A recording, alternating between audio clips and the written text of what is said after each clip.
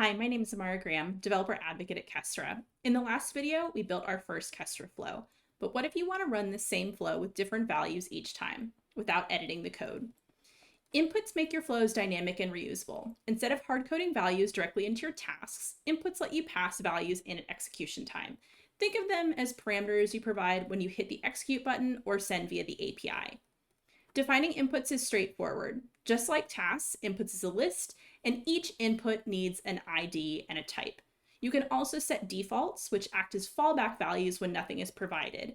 This is especially important if your flow runs on a schedule and no one is around to fill in the prompt. So let's take a look at this super simple example. We have a single input with an ID of user, a type of string, and a default, plural, of Zoid Wheeler. In our task, we want to reference that input in our log message. So we use curly bracket syntax inputs.user, so inputs.theID. If we execute this, we see our default value in our prompt. If I hit execute and we open up our log task here, we see, hey there, Zoid Wheeler. Kestra supports several input types. The most common ones are string, just like we used for text, int for whole numbers, and Boolean for true-false values. There are many more, like dates, durations, files, all covered in the full inputs documentation. So let's put this into practice with the flow from the previous tutorial. Instead of hard coding our URL, we're going to turn it into an input. So in our flow code here, we're going to put inputs, and we're going to add an ID of API URL, and then of course a type. In this case, it's going to be a string, and then we're going to have a defaults.